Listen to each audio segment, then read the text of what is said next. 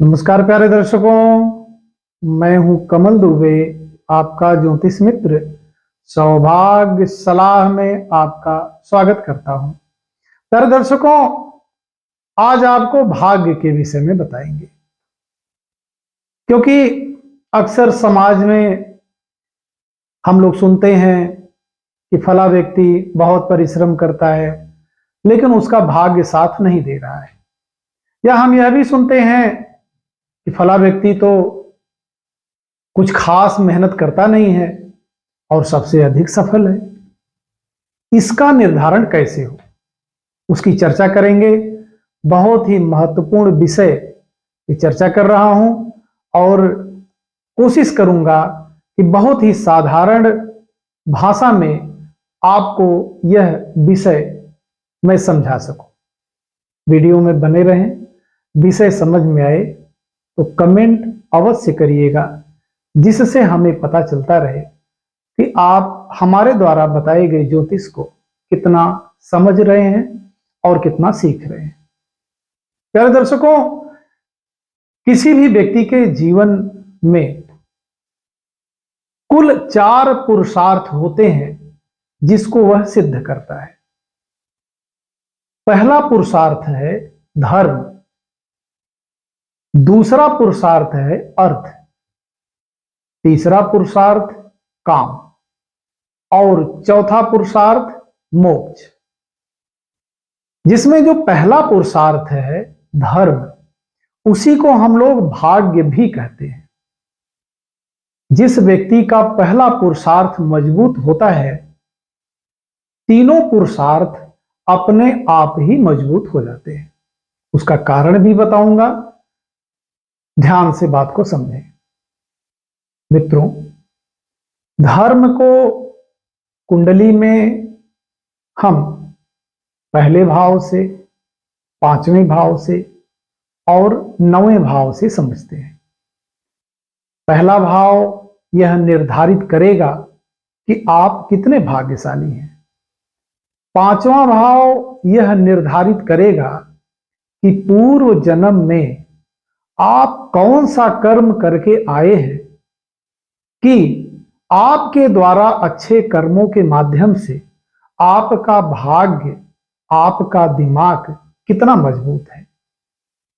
और 9वां भाव यह बताएगा कि पहले भाव और 5वें भाव की जो भी स्थिति है, आगे चल के यानी अगले जन्म में आप कितने महान और कितने प्रबल होने वाले हैं। तो भाग्य को हम लोगों ने पहले घर से देखा, 5वें घर से देखा और 9वें घर से देखा। पहले घर से बोलने का अर्थ यह है कि उस व्यक्ति की पर्सनालिटी, उस व्यक्ति की सोच, उस व्यक्ति की समझ और उस व्यक्ति की अपनी एक समाज में अलग प्रभाव, अपनी खुद की पर्सनालिटी, जिसको देख करके कोई व्यक्ति आपसे जुड़ता है, वह कितना प्रबल है। इसके लिए सबसे पहले उसमें लिखे हुए अंकों को देखिए और उस अंक का जो स्वामी ग्रह है वह कहां उपस्थित है। ऐसा तो नहीं है कि उस अंक का स्वामी ग्रह 6ठे, 8वें, 12वें भाव में विराजमान हो तो आपका भाग्य वहीं कमजोर हो गया। और कहीं पहले भाव के ऊपर अधिकतम पापक ग्रहों की दृष्टियां हुई तो समझ लीजिए आप कि जीवन में आप सिर्फ संघर्ष करने के लिए ही आए हैं। आप कितना भी प्रयास करेंगे, कितना भी परिश्रम करेंगे, आपका भाग्य साथ देने वाला नहीं है। अपितु अगर पहले घर में कोई शुभ अंक या शुभ राशि विराजमान है और उस पर शुभ ग्रहों की दृष्टियां अधिक है, या पहले घर का स्वामी अधिकतम शुभ ग्रहों से अपना संबंध बनाता है, तो निश्चित तौर पे समझिए कि आप वह पारस पत्थर हैं जो कि कहीं भर छू देंगे तो वह सोना ही बन जाएगा। प्यारे दर्शकों, फिर आप बात करेंगे पांचवें घर की, जो कि आपकी सूक्ष्म बुद्धि, आपकी संतान, आपका पूर्व जन्म के कर्मों से संचित भाग्य। आपने सुना होगा कुछ लोगों को यह कहते हुए कि इस जन्म का इसका अपना कोई अच्छा कर्म नहीं है, पूर्व जन्म से यह भाग्य लिखा करके आया है और पूर्व जन्म का जब तक भाग्य इसके पास संचित है तब तक यह ऐश करेगा।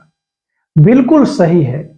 पूर्व जन्म में आपने जो अच्छे कर्म किए हैं उसका भोग, और इस जन्म में जो भी अच्छे कर्म किए हैं इसका भोग, दोनों आपको प्राप्त होने वाला है। प्यारे मित्रों, अब बात कर लेते हैं नवें घर की, जो कि वास्तव में भाग्य को यहां से विशेष करके समझा जाता है। पिता के सुख को, अपने स्वयं के भाग्य को यहां से हम लोग समझते हैं।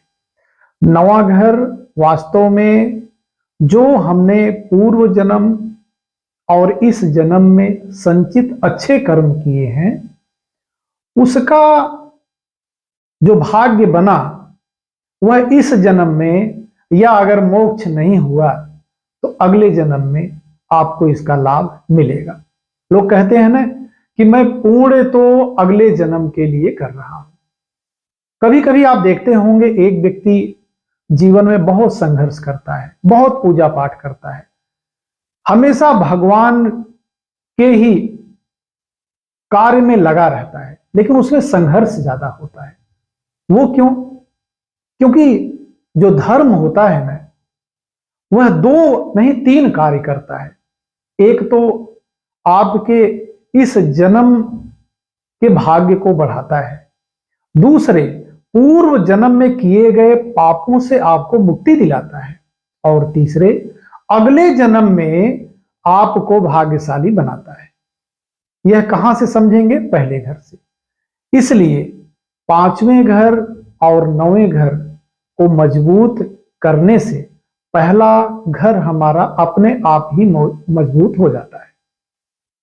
प्यारे मित्रों, पहला घर में जो भी अंक लिखा है उसके स्वामी ग्रह को ढूंढिए। जैसे पहले घर में लिखा है 1 या 8, तो आप मंगल देव को देखिए। पहले घर में लिखा है 2 या 7, तो शुक्र देव को देखिए। और अगर लिखा है 3 या 6 तो बुध देव को समझिए। लिखा है 4 तो चंद्र देव को, 5 लिखा है तो सूर्य देव को, और 9 या 12 लिखा है तो बृहस्पति देव को, 10 या 11 लिखा है तो शनि देव की स्थिति को आपको समझना पड़ेगा।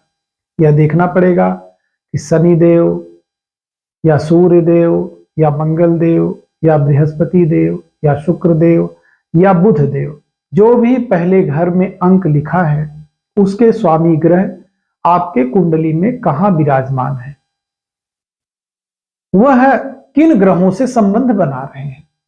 मित्र ग्रहों से संबंध बना रहे हैं या शत्रु ग्रहों से संबंध बना रहे हैं। मित्र ग्रहों में भी क्या शुभ ग्रहों से संबंध बना रहे हैं या पापक ग्रहों से संबंध बना रहे हैं या क्रूर ग्रहों से संबंध बना रहे हैं, यह आपको समझना पड़ेगा। और यह भी देखना पड़ेगा कि पहले घर में कितने शुभ ग्रहों की दृष्टि है। आपका भाग्य शुभ ग्रहों की दृष्टि मात्र पड़ने से ही भाग्य चमक जाता है, और उस पर विशेष करके बृहस्पति देव, चंद्र देव, शुक्र देव या बुध देव की अगर दृष्टि होती है तो आपका भाग्य प्रबल होगा, साथ देगा, और आप थोड़ा सा परिश्रम करेंगे, अधिक सफल होंगे, अधिक परिश्रम करेंगे।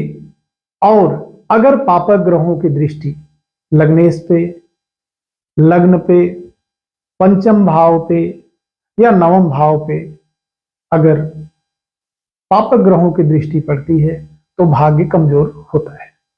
प्यारे दर्शकों, यह विषय बहुत ही महत्वपूर्ण और गंभीर है और सूक्ष्म अध्ययन करना चाहते हैं तो अष्टक वर्ग की कुंडली आप देखें।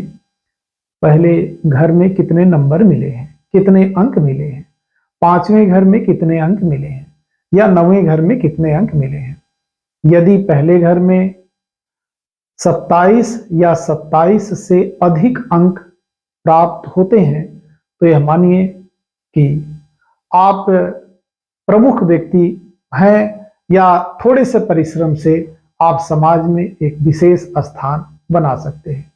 वही स्थिति आपको पांचवें घर में भी देखना है, वही स्थिति आपको नौवें घर में भी देखना है। और अगर कहीं पहले घर में, पांचवें घर में या नौवें घर में या सर्वाष्टक वर्ग की स्थिति कमजोर बनी, कम रेखाएं वहां पे आपको मौजूद मिली, तो निश्चित तौर पे ये स्थिति काफी कमजोर हो जाएगी। फिर आपको धर्म के सहारे जो भी उनके प्रमुख देवी देवता हैं, जो भी उनके ग्रह हैं, उनको आप प्रसन्न करें।